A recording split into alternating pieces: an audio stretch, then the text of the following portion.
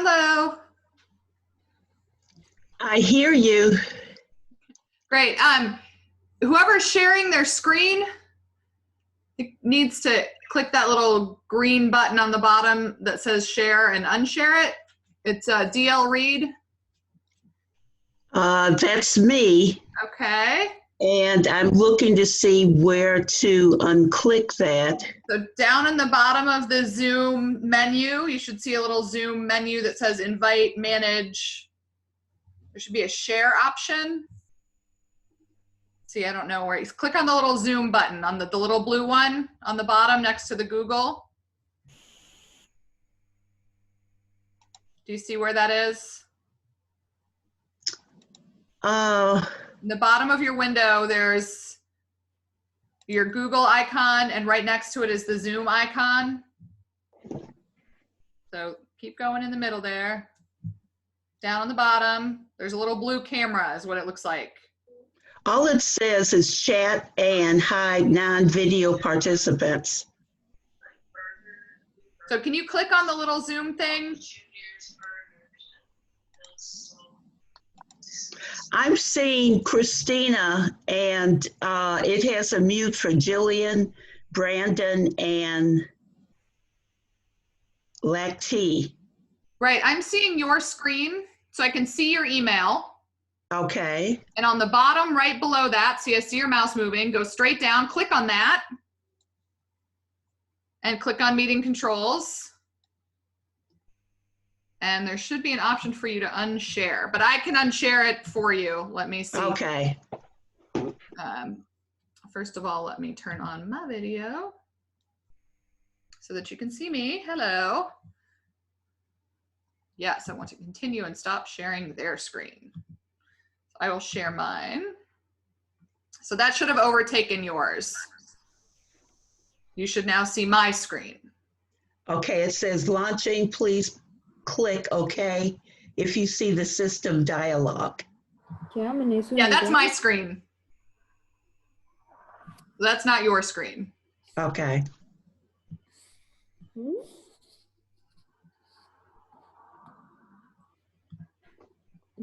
आप है ना फोन मुंह के अंदर रख के बात कर सुनाई नहीं रहा। Hello, Christina.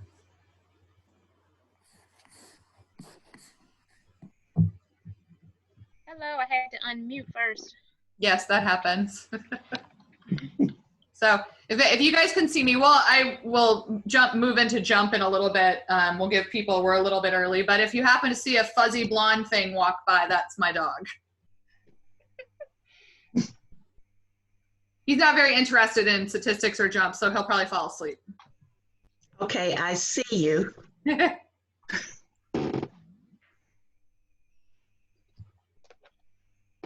Well, this is me, and the other person that's sharing their video is Christina. So she can wave. Hi. Hey. She's one of our TAs. Yay. Okay.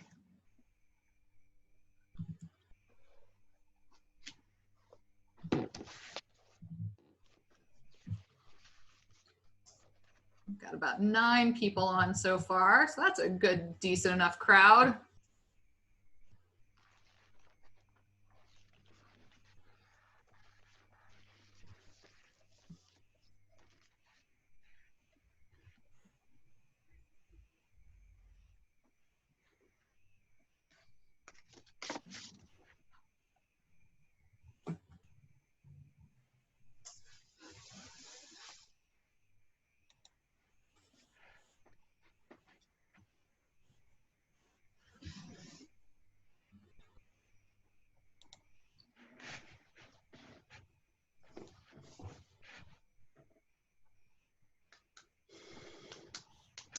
A few students asked if this session will be recorded, so I told them that it was, just in case they missed something. They can always go back and listen to it and replay it. Yes, yes, it is going to be recorded. Mm-hmm.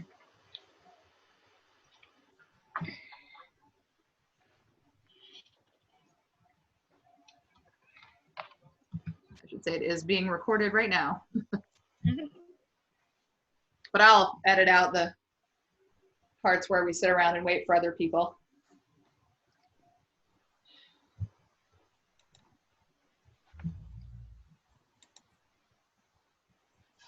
Ooh, 10. Let's see. Claire just joined us. Hello, can you hear Hello, me? Claire. Hey, Claire. Can y'all hear me? Yes, absolutely. Yes. And Nicole and is it Shunte? We get your not quite be there, but that's fine.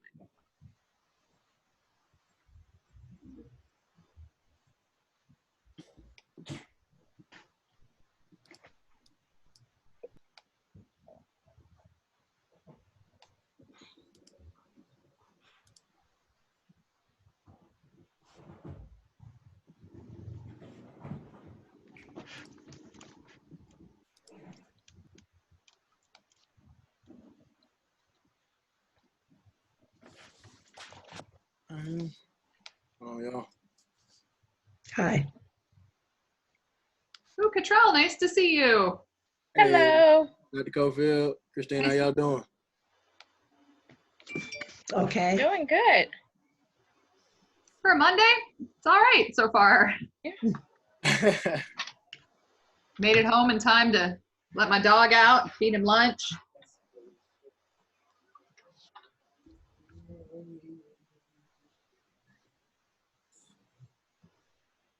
So it's just now 6 o'clock. We'll give people just a few more minutes, especially if it's their first time using Zoom. Ooh, Cottrell looks like he's joining us from a boardroom.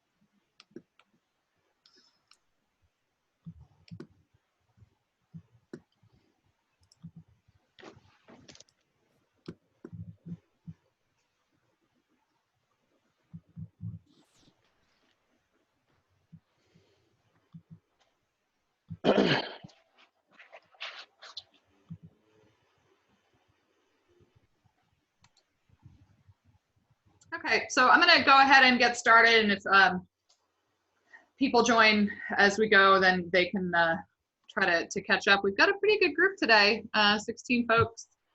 So besides Christina and I, so if you see Christina there, she can wave. She's one of the TAs for the class. Hey. I'm Dr. Cofield, Dr. C, nice to see everybody. This is my living room behind me.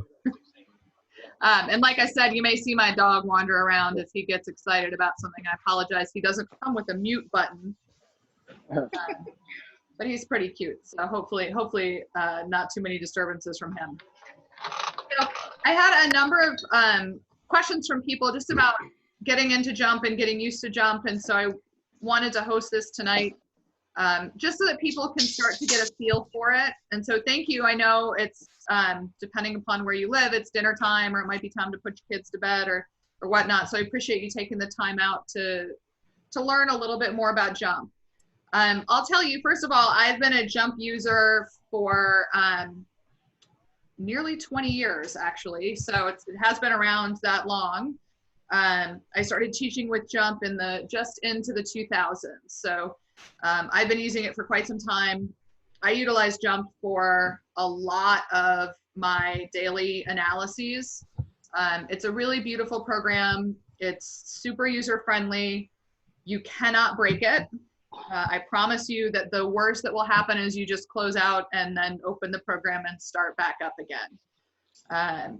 It doesn't involve any programming language, which is one of the reasons that we use it in our introductory classes, because most of you will not go on to be statisticians where you are going to have to use a programming based language. And what you'll really need is a tool that you can use in your own research or with your own data moving forward. JMP's really going to allow you to do that.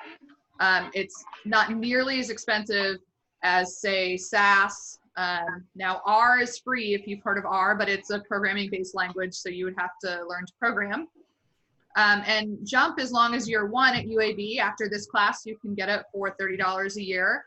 But you can also rent JMP directly from them on an annual basis rather than having to purchase a large individual license. So as you move on in your careers or in your education, if you need access to JMP while you're here, we can get you an updated license. And as you move on, if you need a program that will go with you anywhere, it's a really great option.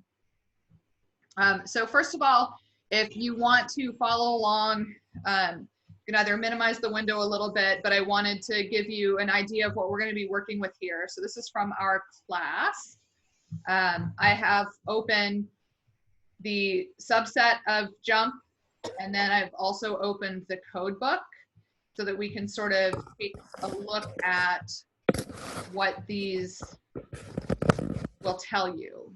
So this is the information, this is the data brief, the code book, and the data from Learning Check 2 that I have open.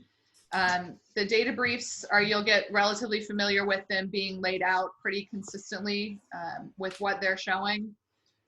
One of the things I wanted to point out to everybody on the data briefs, if there have been questions about where the data came from or what the survey is, in each data brief, there is a data source and methods section. So you can always click on that to get an idea of where the data came from.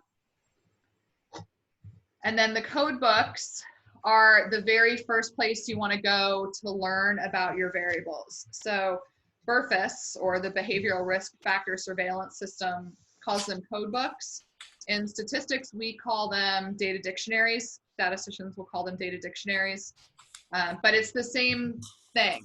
And so any data set that you're using, that you're building, that you have to do analysis for, or that anybody else will ultimately have to do analysis for, you should produce some kind of document similar to this so that anybody who opens the data can understand what the variables are, how they're coded.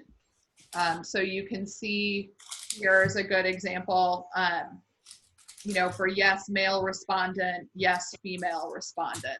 So those are the options. Whereas when you look at the number of adults in household, you have number of adults in household 1, 2, 3, 4, 5, 6 or more. And then if there is it blank or is it missing. So code books are really helpful in helping you understand the data.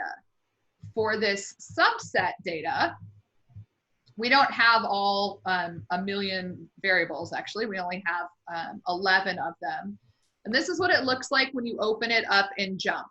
So one of the first questions I got from a lot of people was the add sleep variable doesn't have any data. That just means it doesn't have any data in the first 36 rows that you can see. The first thing that I'm going to do is make these variables wide enough so that we can see them. And that's simply just clicking in the middle. You'll see it goes from a plus sign up here. Do you see this? There's an arrow. Here goes to a big plus sign, or here. You can see that it'll let you widen the columns. So similar to how you would do it in Excel, except for JMP, it's a little bit harder to do them all at once. But the add sleep variable is one of the variables that we were focused on. And so that's something that's useful to know, is just how to make it wide enough so you can see it. But also, let's talk just a little bit about the general layout of JMP. Whether you are a Windows user or a Mac user, the data is going to be laid out in a very similar manner. It does look very much like an Excel spreadsheet. The biggest difference between JMP and Excel is that in Excel, and let me just pull up a blank Excel sheet here. In an Excel workbook, you can do things to individual cells. So I could have an equation in this cell, and then I could have a different equation in the same column in a different cell. So this one's adding 2 numbers, this one's subtracting 2 numbers. In JMP, you don't have the option to do things on a per cell basis. Everything in JMP is on a per column basis. So you will have anything that you do to this column, it will do it for every row in that column. That's an important difference between JMP and Excel. Over here on the left side is your columns menu, and that's sort of a shortcut place to see what columns you have. In this data set, it's not super important because we do only have 11 variables, but many of my data sets have 200 variables or more. And so it's easier sometimes to scroll through over here than it is to scroll through the wide. You can do a lot of things in the columns menu. If you click on it, so just a single click and then click again, you can change the variable names here. You can also change the variable names by double clicking the column. Of course, my computer said no. By double clicking the column, I could change the variable name, or I can go into the columns menu and check column info and change the variable name. So JMP is very interactive. There's generally more than one way to do everything. And like I said, worst comes to worst, if I happen to change this and I didn't want it, then I could just close the data set and open up the original data again, and it would be back to where it was, unless you saved it in between. So that function is very similar to, say, an Excel function or a Word document. Once you save it, it's hard to undo. There are some things we'll encounter as you move through JMP over the course of the semester, where JMP will give you a warning where it says, are you sure you want to do this? If you do this, you can't undo it. So it'll let you know if you're about to make a change that you can't unchange, but those things are very rare. So over here we have the columns menu. That's very helpful.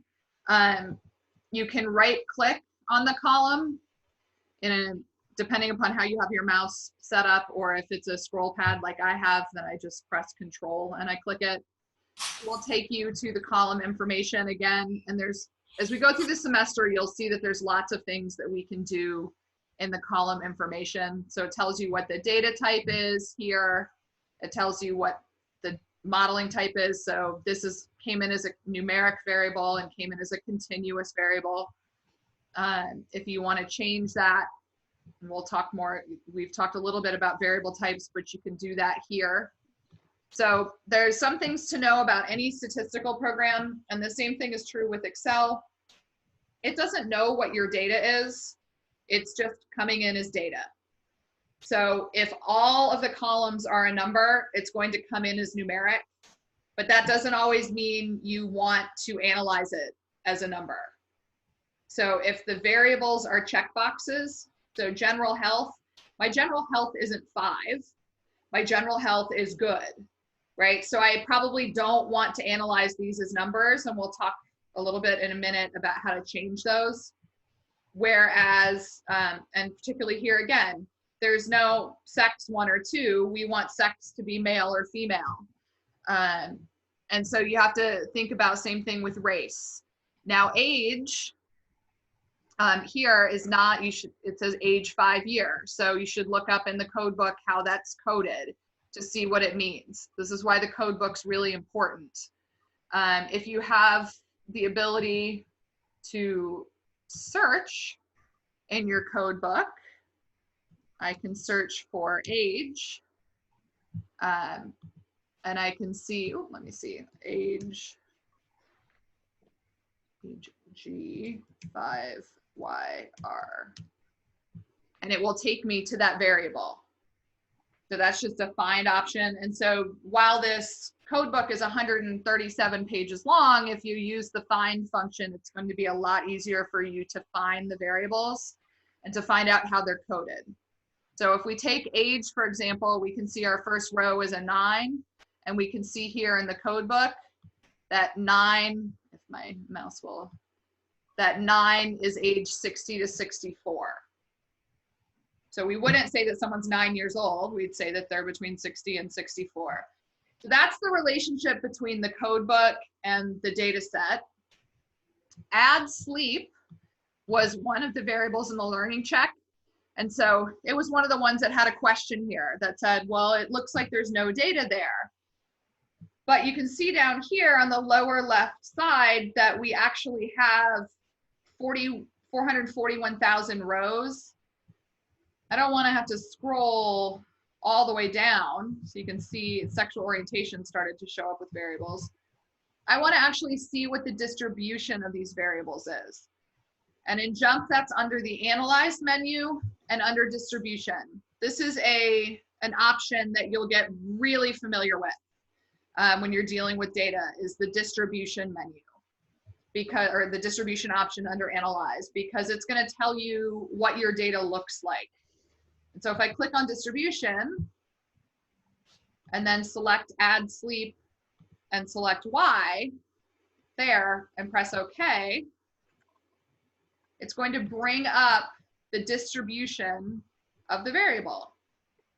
And this can tell you a couple of things. One, remember, if we look over here, we can see that we have 441,456 rows of data. But if we look here, it's telling us that only 20,000 of them have a response. That doesn't necessarily mean that there's something wrong with your data. Again, you'd need to go back to the code book to find out, because it will tell you in these code books, because they have already done this for us, how many are missing. You see this right here? So I searched for the add sleep variable in the code book, brought me to this SAS variable, which asks, over the last 2 weeks, how many days have you had trouble falling asleep or staying asleep or sleeping too much? Which is not a way I would word a question, but it's asking about general sleep problems. So 0 to 1, or 01 to 14 is the actual amount of days, because they only ask about the last 2 weeks. Those are our only responses. 1 of the days, 14 of the days. None is oddly coded as an 88. Let me bring my distribution into focus here.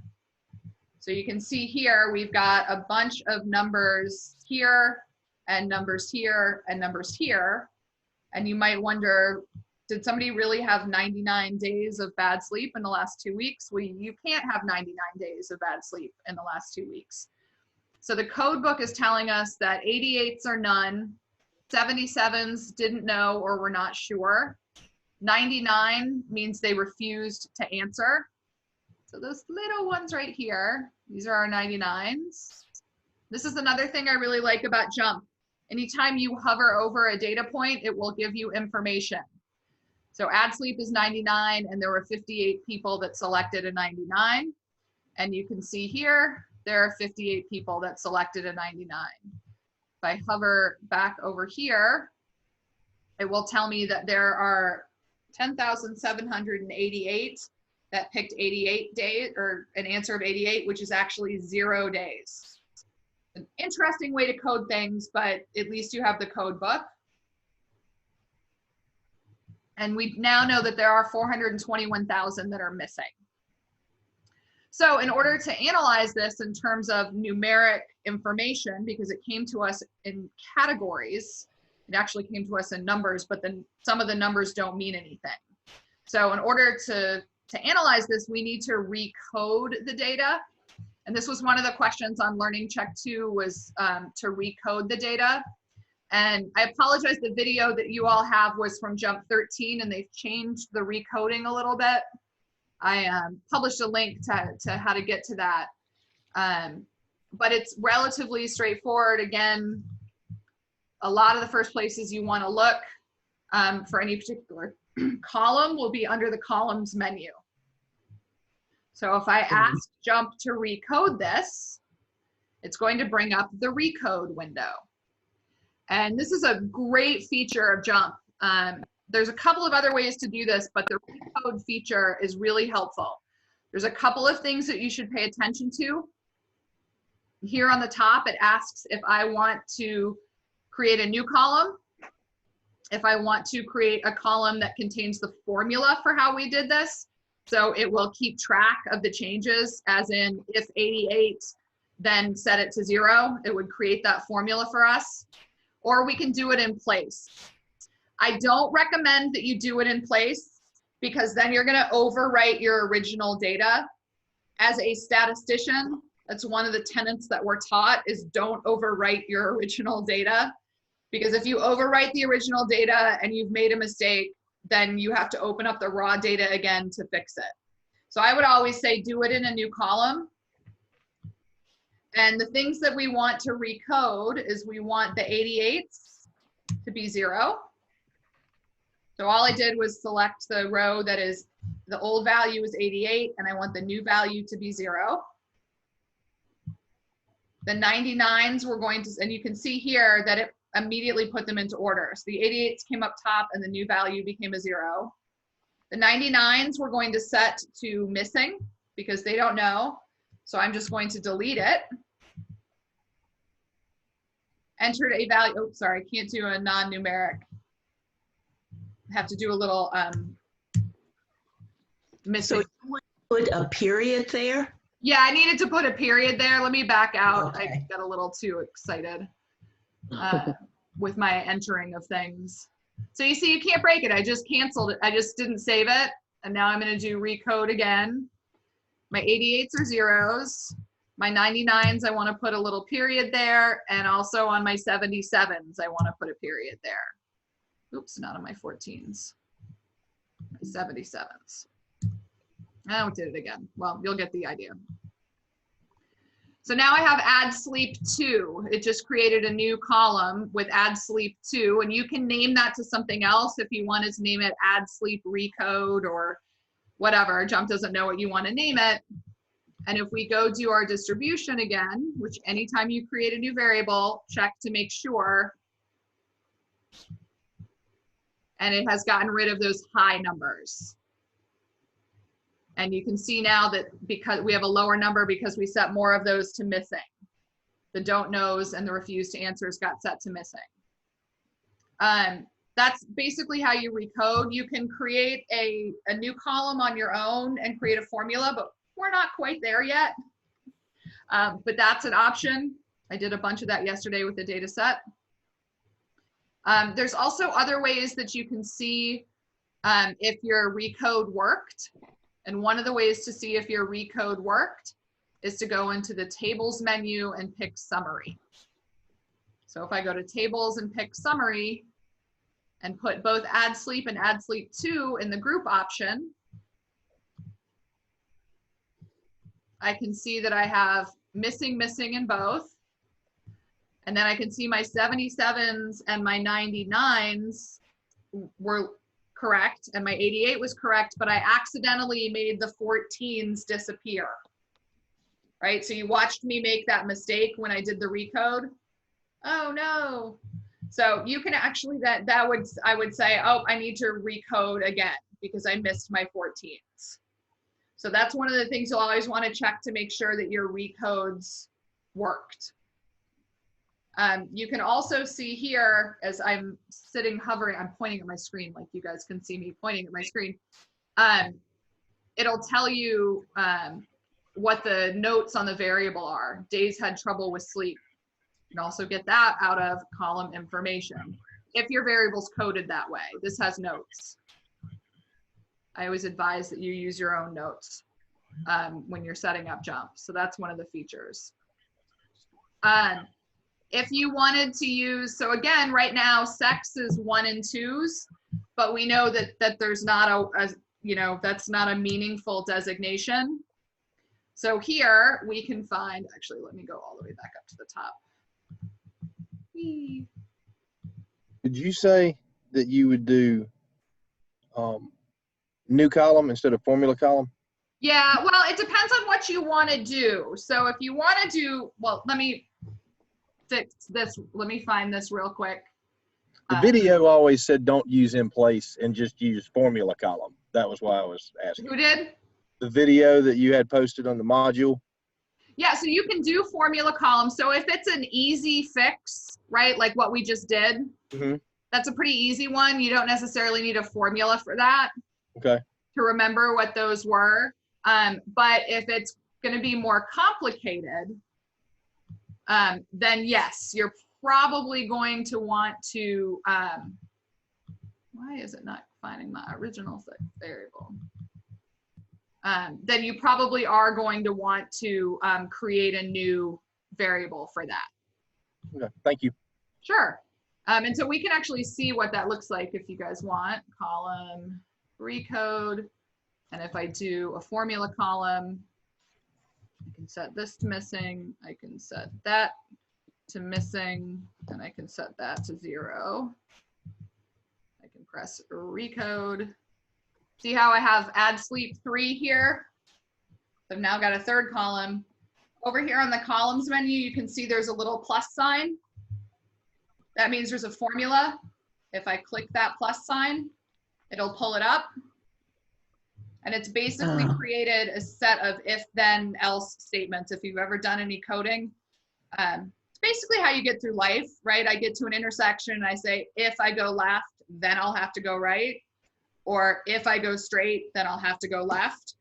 This is saying if add sleep is 77, I want it to be missing. If add sleep is 88, I want it to be 0. If add sleep is 99, I want it to be missing. If it's not one of those 3 things, then I just want it to remain its original value.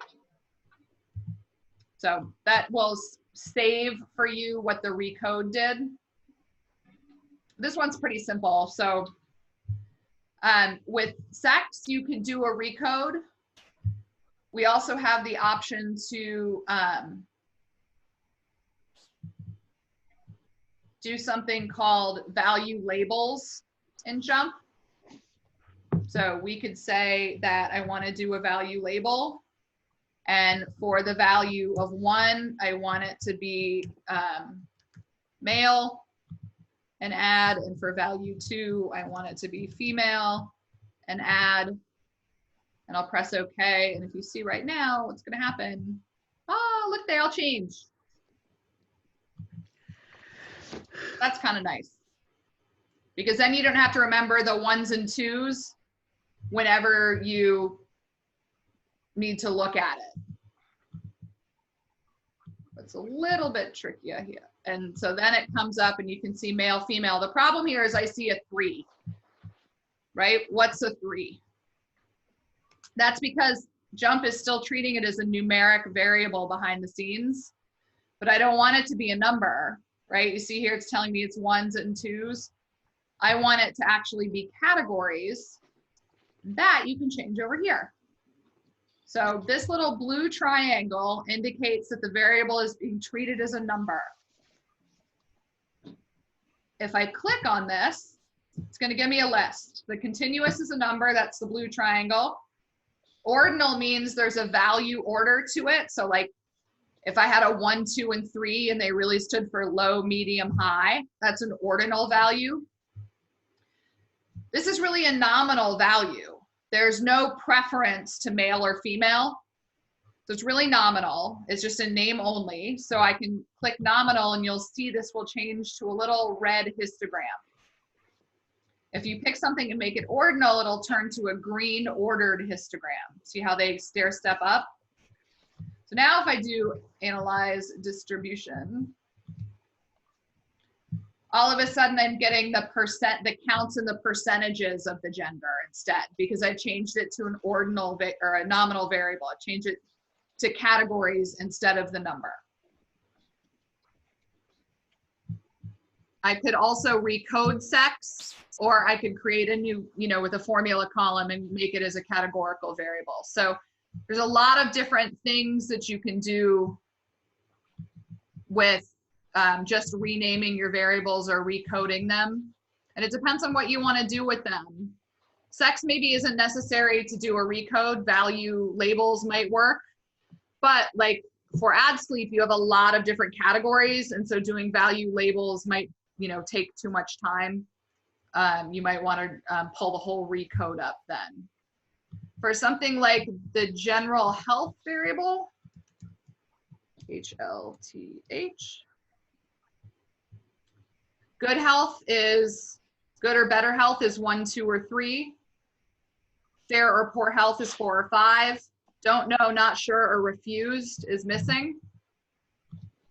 And so again, that's really more of an ordinal variable after you get rid of, let's do a distribution here. So we've gotten rid of the, we haven't gotten rid of the coded variables yet. So don't know, not sure, refuse, or missing are the 7s and 8s. And so we'd want to recode those to missing. And since I made it ordinal, then it's giving me the probabilities. This isn't something where I'd want to report the mean good health. There's no mean good health. It's which categories were they? Which categories were they is what you want here. If there is something that you want to report a mean value of, then again, you do that under, let's just use income as a surrogate here. Under analyze distribution, Yeah, I think that's how you get the continuous means. So here's our mean and standard deviation, and here's our minimum, median, maximum values. Always check your ends. So we can see here we have an answer for everybody, but I bet you bottom dollar that 9 is refused to answer, missing or refused to answer. So again, we'd want to recode those so that they don't come into play in our analysis, unless you're interested in that question. Let's see if you need to create a new variable for anything on your own. There's a couple of different ways you can do that. Again, there's almost a couple of different ways you can do everything in JMP. You can go to column and you can do a new column and it will let you name it.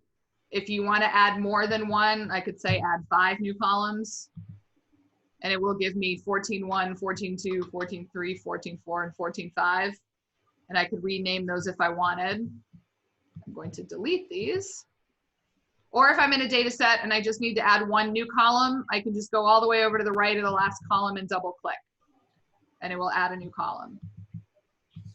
So for any of that stuff that I need to do, there's delete column. The rows menu has some other options. So if I selected this row, I could label that row if I wanted to. See this little label here came. Those come in handy sometimes because under row selection, you can select the labeled rows. So you'd say, oh, why would I want to do that? Well, let me do a distribution of sex. And now let's say I want to select all the female participants. And this is one of the things that I love about JMP the most. It's super interactive.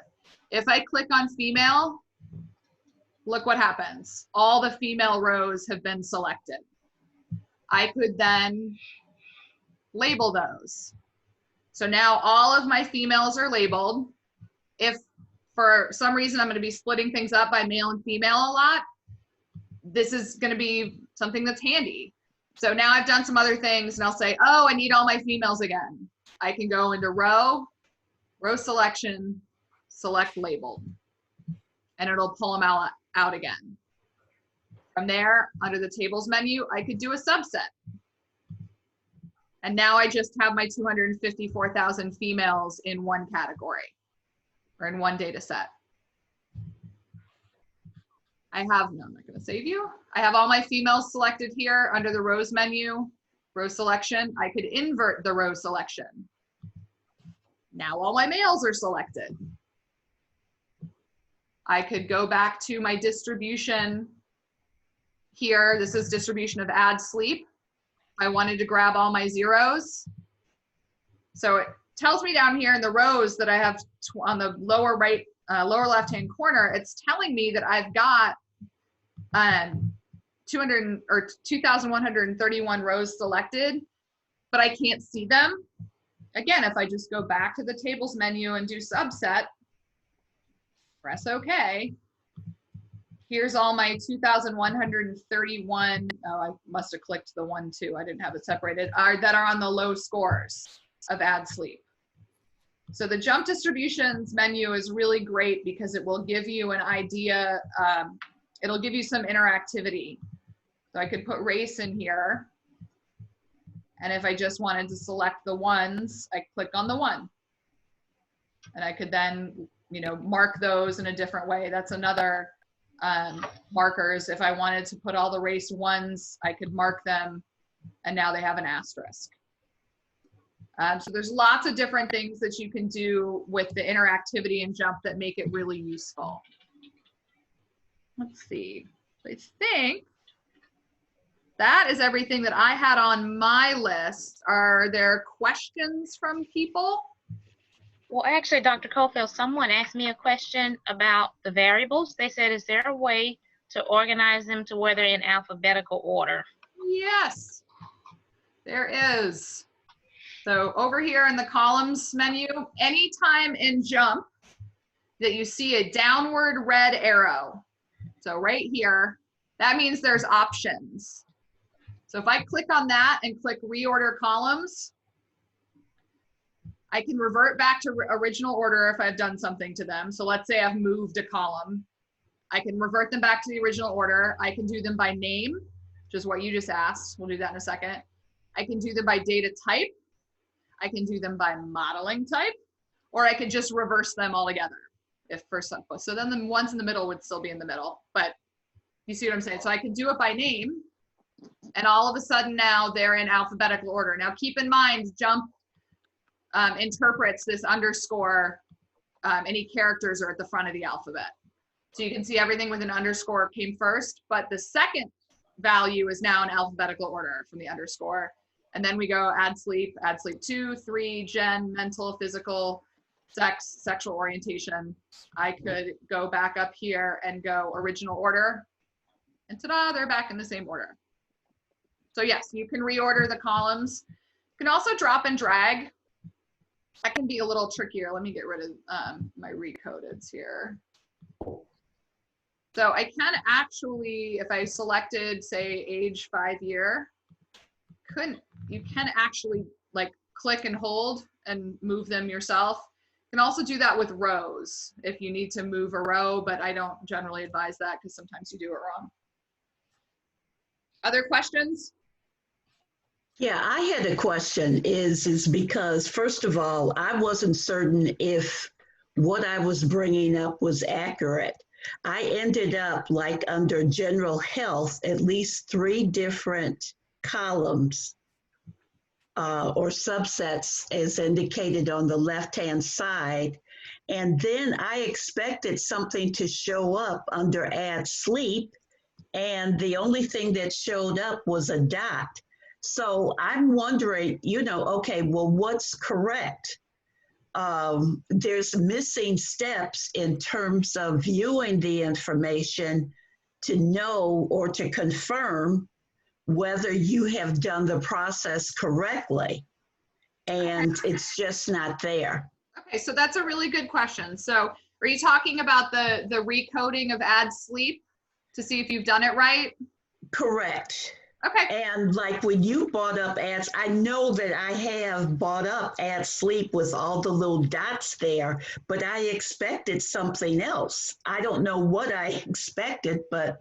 Well, you expected to see some data, right? You expected, yeah, exactly. Right? So that's when you go to the code book, right? So that's when you go to the code book, the associated code book for the data, and you look up add sleep. And it takes you to the add sleep variable, and it tells you here that there are 421,000 blank responses. Correct. Right, so when you have a numeric response and it's missing, you're gonna see this little dot. When you have a category that's missing, it'll just be blank. Okay, but what about if I had gone in and made dots, change the 88 to 0, change the 77 and 99, which I did, to dots, and nothing still shows up? Right, well, it's not that it didn't show up, it's that these were already missing, so recoding these isn't gonna change anything. It's what you can't see here. Let me scroll down. So it's somewhere around the 30,000s that we start to see add sleep numbers. There we go. So here's where, so it's just shy of 30,000, we start to see add sleep numbers. So if I do my recode here, right, and I can do a new column and I make my 88s 0, and I make my 99s missing, and I make my 77s missing, and I press recode, it gave me a new variable. And you can see here, all of these ones that were 88s are now zeros, right? So here's my add sleep and my add sleep 2. But since Okay. the ones all the way up at the top were already missing, nothing would happen. Oh, okay. So that's just specific to this variable. And like I said, one of the ways to check that this worked is if you create a formula, it'll show you, but you can do a summary of these two, right? So I'm going to select add sleep and add sleep 2. And if I go to the tables menu and summary and put both of them into group and press OK, then it will show me in the old value, this was a 77, and in the new one, it's missing. It was an 88 in the old one, and in a new one, it's 0, and it's a 99 in the old column, and it's missing in the new one. So if you, yeah, there are a ton of, so one, you can either shoot me or Christina or Mokshat a question, but if you wanted to Google on JMP summary data, it will come up how to show you that. There's a ton of great JMP resources out there with a lot of single page tutorials, also on the JMP website about how to do a lot of things. And there is a single page tutorial for basically every drop down item that exists. So you could go find the one for table and then summary. And it will tell you what it does and how to do it. Yeah. Hey, Ms. Stacy. Yes. I'm sorry. Yes, ma'am. So as far as if I wanted to run through the data, like the data brief I chose, and just practice it myself, where could, and I know you probably already said it, but where can I go to get a step-by-step itinerary of how to do everything? Because like I said, I've never used it either. So if you wanted to recreate the data brief. Yeah. Yeah, so Yeah, it depends on whether or not we have downloaded the data. So let's go for this data brief. So if you go up here, right? So adults living with children, single parent, adult, and 2-parent family. It'll tell you, you're just going to need to seek out those variables. Like, what are the variables for these? So that's where you would have to go to the data book and start looking around. Like, you could just search, let's see, single parent.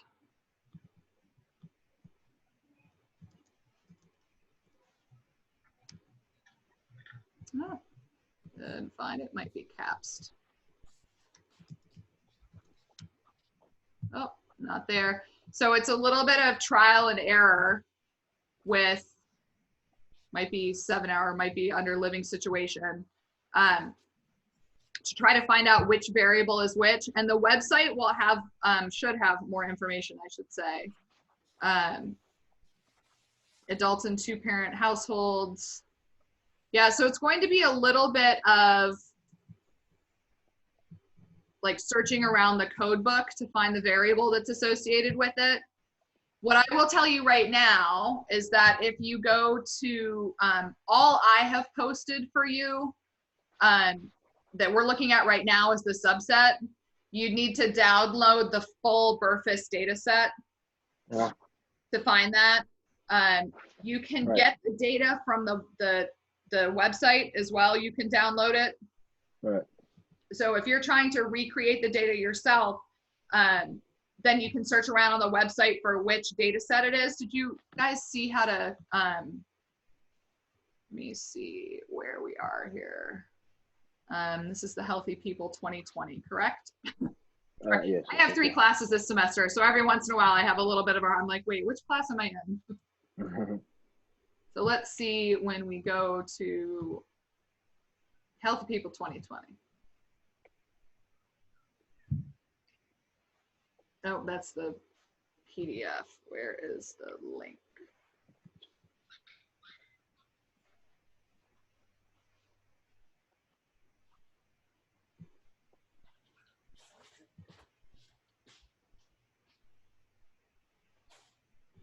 So here are the topics and objectives. So if I clicked on adolescent health, this was also in your learning objective.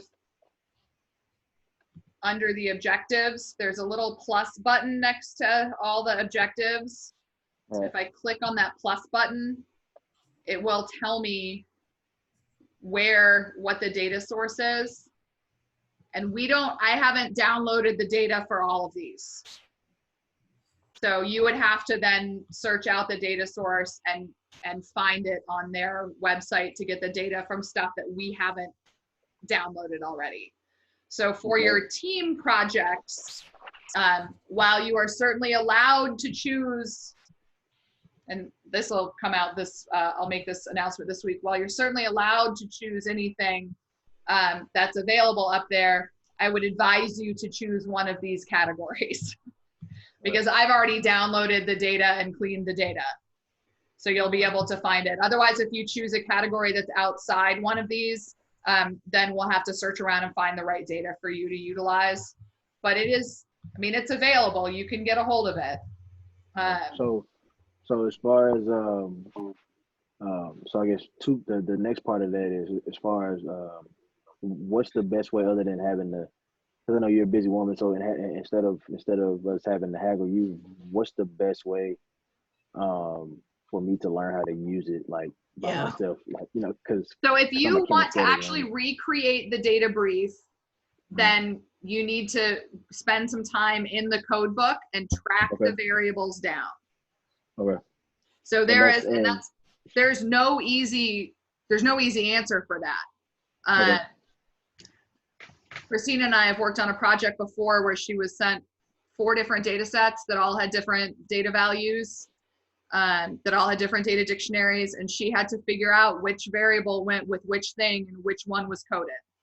Right. So as far as once you transfer the data over into JMP, I'm guessing the software itself will show you how to use everything. Yeah, so once you put it over into JMP, anything that so all the data sets are going to have the variable names from the code book. Okay. Right, they're all gonna have the variable name from the code book. If you were trying to go from the data brief and recreate the data, you would need to find this question in the code book and then get the variable name and then see if that variable name is in this data. Okay, right there, that's where I had difficulty because if you could go back to the previous screen, which listed all the categories, I did not have all the categories listed on JMP, like general health or mental health, and over here to the side, right where you're at. These? Yes. Okay, so your columns menu was hidden. Okay. So my best advice to you on that is to Google show columns menu JMP. Okay, show columns menu JMP. Yeah, JMP, and it will come up with how you can make it appear versus disappear. Okay. All right. Yeah, are you a Windows user? Yes. Yes, so Windows JMP does a few little different things, but yeah, just Google show columns menu in JMP. Okay. Be able to uncover it. Dr. C, is JMP the same thing as SAS? No, JMP and SAS are not the same thing. They are part of the same. That's a really good question. I have another question from Diamond, and I'll get to your question in a minute.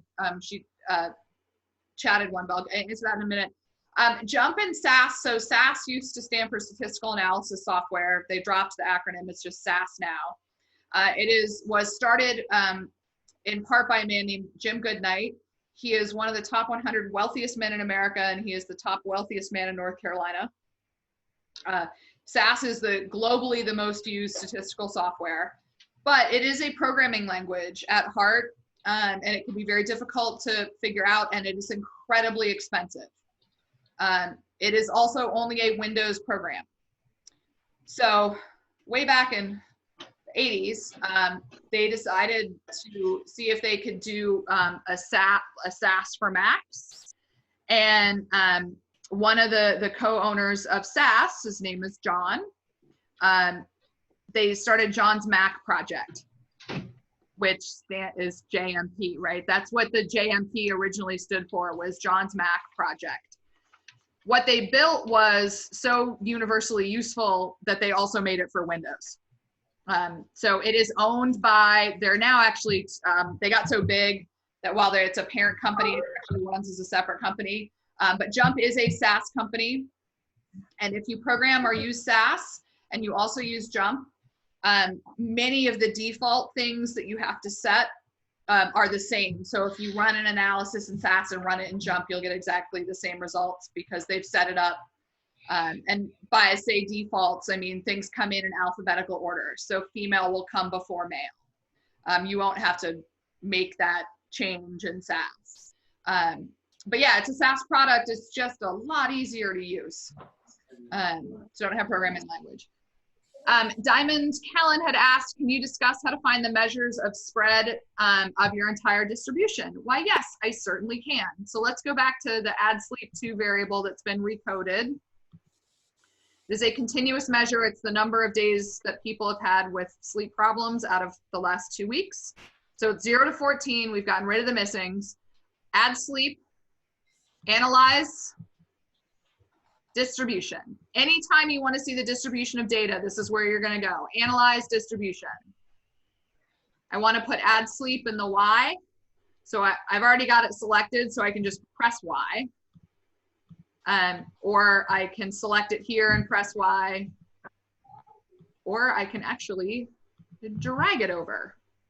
So anyway, you can get it into the Ys.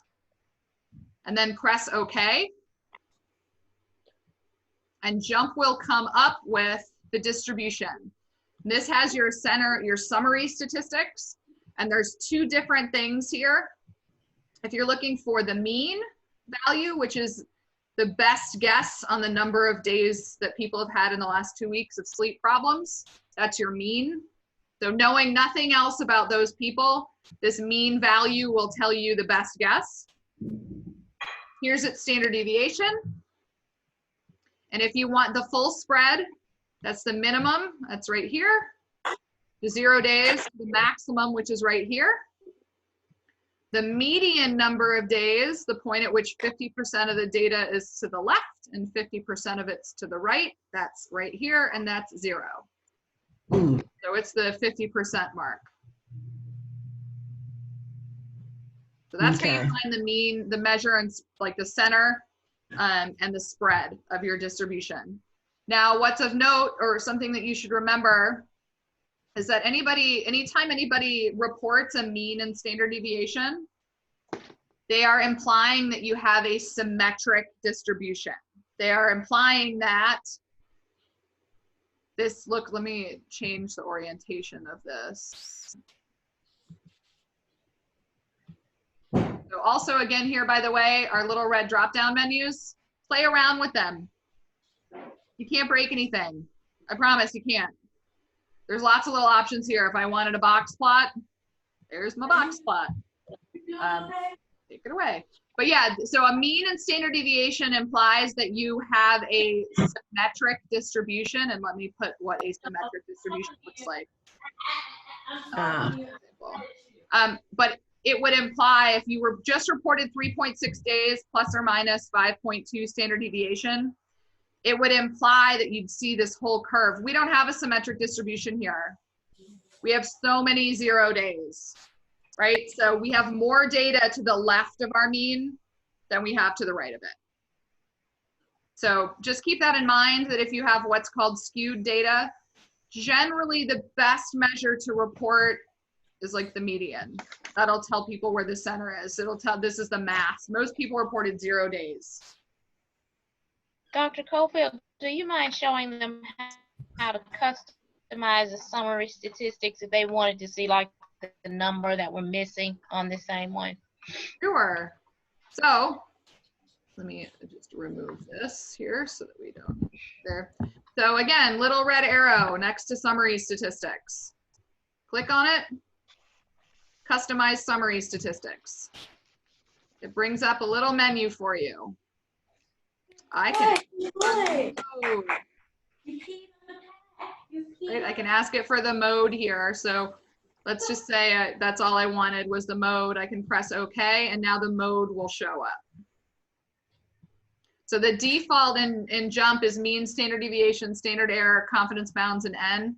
But this little red arrow will allow me to look at lots of different things.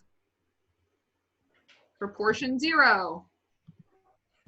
53% of people, 53.6, 53.7 if I round up correctly. 53.7 are the zeros.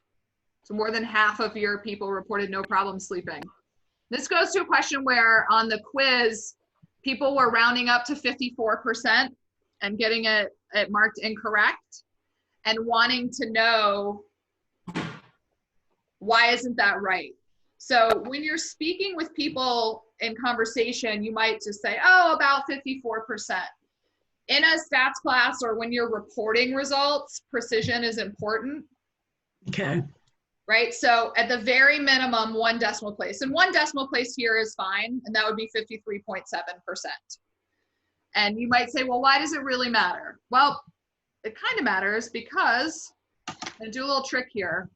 If I switch this to ordinal and redo my distribution, it's now going to give me the percentage of each response, right? The probability. It gives me the probability. If you want percentage, you just multiply it by 100. But if I rounded all of these up, first of all, what happens to these people, to this one right here?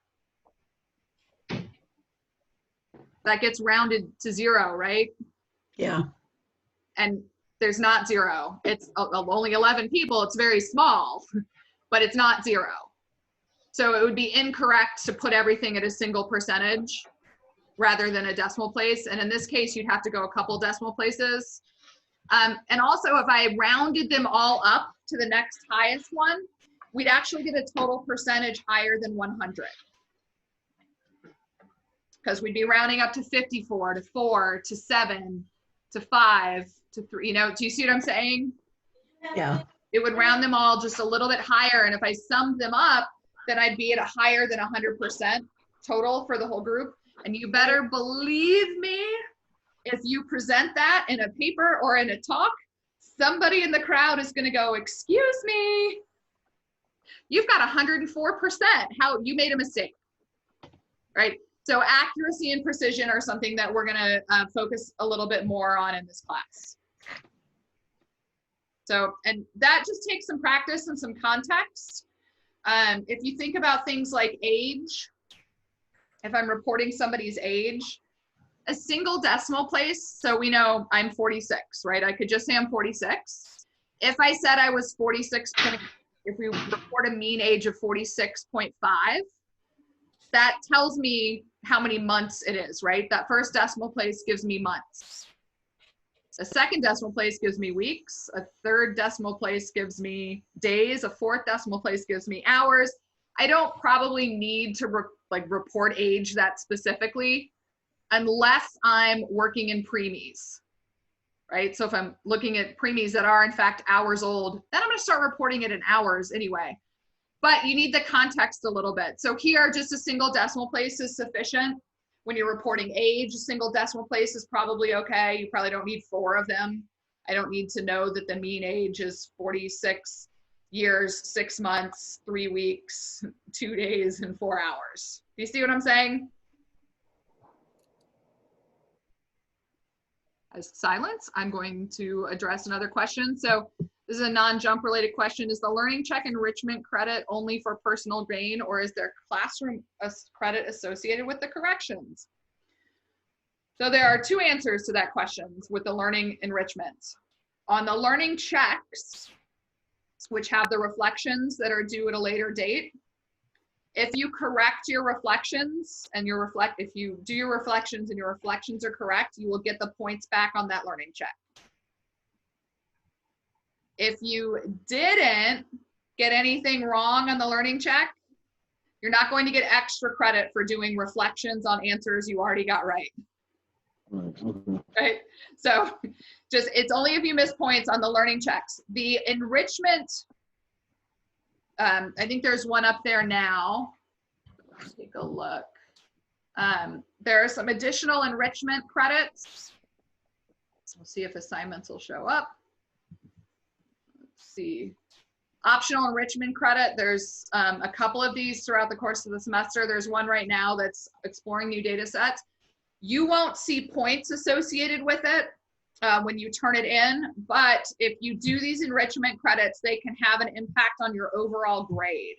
They are not associated with any specific assignment, so it's not extra credit for assignment 2, but it is extra at the end of the semester. So let's say you're borderline between, you know, you're sitting at an 89.9 in the class and you've done all the enrichment credits, that can roll you up to an A. Okay. So he said, thank you, that is understood. I have a new question. Can we review how to find, I'm assuming, the cumulative percentage? I know it has to be ordinal before finding it, but I'm having trouble with it during the quiz. Okay, so let's take a look back at JMP.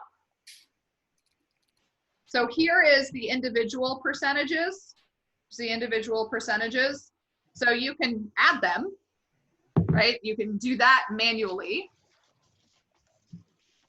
Right-clicking in JMP is also a fun thing to do.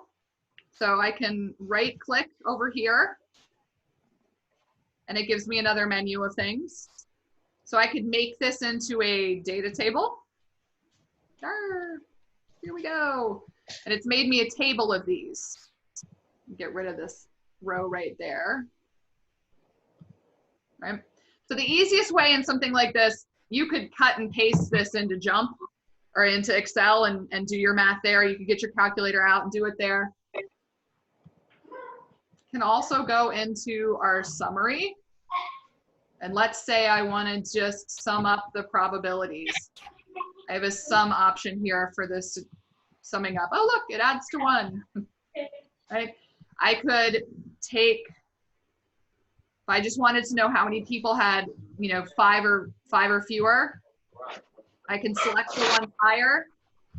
I can exclude them in the rows menu, and I can go back and do a sum. And now I know that 75.4% of people had 5 or fewer days of sleep, or fewer bad days of sleep. Again, you could simply copy these into Excel and sum them up. You could get out a calculator and could recode them, right? So let's try that. Don't save. If I want to do another recode on add sleep, columns menu. Columns menu, recode. So now let's say I just want to do 1, 2, 3, 4, 5 as like low numbers, right? Oh, that's add sleep 3. I don't want to recode add sleep 3. I want to recode regular add sleep. Right, so I'm going to change it to 5 or fewer. Right, so that's my new one. That's a missing. That's a 0. That's a missing. And now I want to make all of these 0 to 5. And I'm going to press return and it's going to go, oh no, I'm going to convert this to character. Do you want to do that? The answer is yes. Now I can go 0 to 5. 0 to, oh, that's a 10, so be careful. That would be 6 plus. 6 plus. 6 plus. How was your day? You just wet. You wet everywhere. And then 0 to 5, 0 to 5, 0 to 5, 0 to 5. You can cut and paste these as well. This is a pretty short group. So 6 plus, 6 plus, and 6 plus. Now you can see I've got 2 new groups. Press recode. Now I got my 5 or fewers. Oh, I forgot to put my missings as blank, but we can fix that. And now you'd see, here's my 100%. I've got of that 3%, so I'm gonna get rid of those. And I know I'm zooming around here. I don't expect all of you guys to remember this right now. Anytime you want to know how to do something, I swear to you, your best friend is Google with JMP and then ask your question. Or you can do that to me and I'll Google it for you, or I can tell you. But this now tells me that I am at 75.4% of people had 5 or fewer days. This Dr. has Steve? 4.6. I think one way to also do the cumulative percentage, if I remember correctly, is if you switch your type to nominal and then you go into the distribution, you can right click Yeah. in the that's what- column and you can do, if you right click and then go to columns and then it'll do, no, up one, and then the cumulative probability. I'm so glad that I was waiting for somebody to tell me that there's a way to do it. And I'm so glad that someone knows, right? So if you go to nominal, right click under columns, it will give you the cumulative probabilities. I've still got some 88s in here. I did the wrong variable, but you get the idea. Like I said, there are many ways to do most things in JMP, and all of you will sort of develop your favorite ways to do stuff, and that's fine. It also allows for there to be ways that you can check it, right? So we did it through the table summary menu. We did it through Recode. You could just output the thing and hop it into Excel and do the sums. I do sheets like that all the time. All right, we've hit the top of the hour. Are there any other questions right now?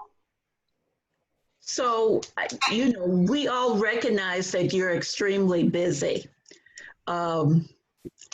If we still have further questions about JMP, what can we do?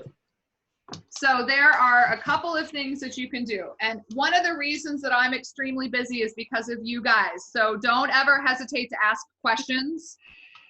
Like, this is my job. I love teaching. So I'm always happy. And I also really, really love JMP. So I'm happy to sort of help spread the word on making this a better tool for you. What team number are you on? Do you know? 20. So you are a Mokshad, so you can ask him questions. You can ask questions. So we can go to the TAs then. Yep, you can go, or yeah, you can go to him. You can come to me. One of the other ways to do it, and sort of during the week, I generally during the week will try to be relatively responsive and clear out my Canvas stuff every night. Sometimes you get me during the day and I can get it. But if you have JMP questions, there's a whole JMP discussion board. Yeah, I saw that. I actually answered this question in the office hours, so I didn't reply here as well. But yeah, if you post something here, usually we can get it back to you, you know, that day. And the other thing is that I am happy to do, and the TAs are happy to do this during office hours. So on Wednesdays, which are my office hours, yeah, geez, you can shoot me any question you want and I'll get you a response back in 15 minutes, or we can do a Zoom session on Wednesday nights with me, or you can do it with your TAs at a time that works for both of you. Okay. So we are here for your success. And also, I just think it's really fun. And I hope maybe you'll ultimately think it's kind of fun too. Uncle C, the question that says the maximum distribution, is it the same thing as finding the range? Yes, the maximum and the minimum are in the range. So let me go back to this being a continuous number. So again, analyze, distribution, and then your maximum and your minimum are here. So minimum is the 0th percentile, which is hard to say. That means there's no other data lower. That's your minimum number, and your maximum is your 100th percentile, which means there's no, like, all the data is lower. And that's a 14 here. So the max and min is a good representation of the full spread of your data.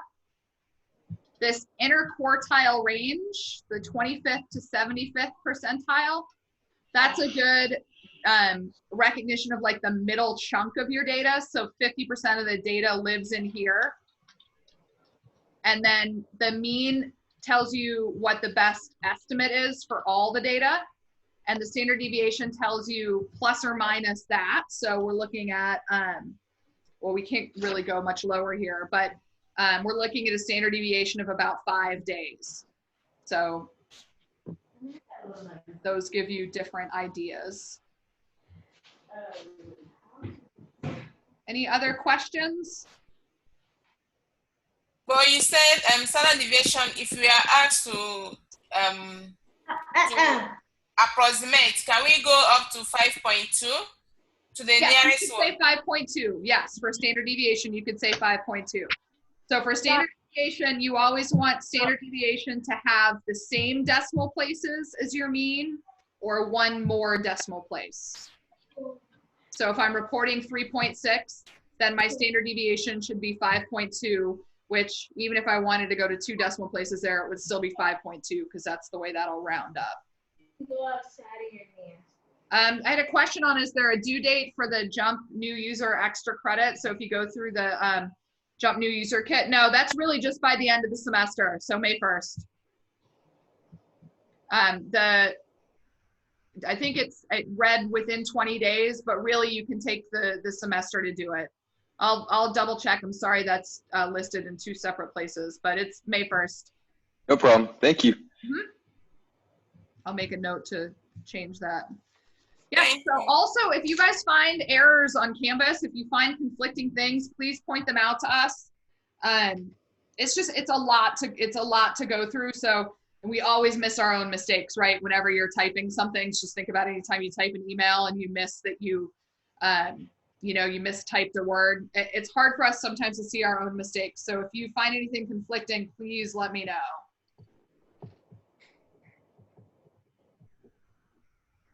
That may have been a cut and paste error on mine from a class that required more JMP use. It might have been in the first 20 days. Other questions? No, I'll just to be convenient, I'll put it in that discussion board and let y'all answer them. Oh, fantastic. Thank you. Yes, ma'am. Thank you. Okay, well, I'm going to sign off tonight. I will let this video render. It will be posted. What I'll do is I'll create a new module on Canvas for JMP, I will, at the bottom of the JMP demos, I'll start putting in any of these sessions so that you have the link on YouTube to go watch it again if you need. Perfect. That's what I needed. That's what I needed. All right, everybody. So the Learning Check 2 is now due on Wednesday night.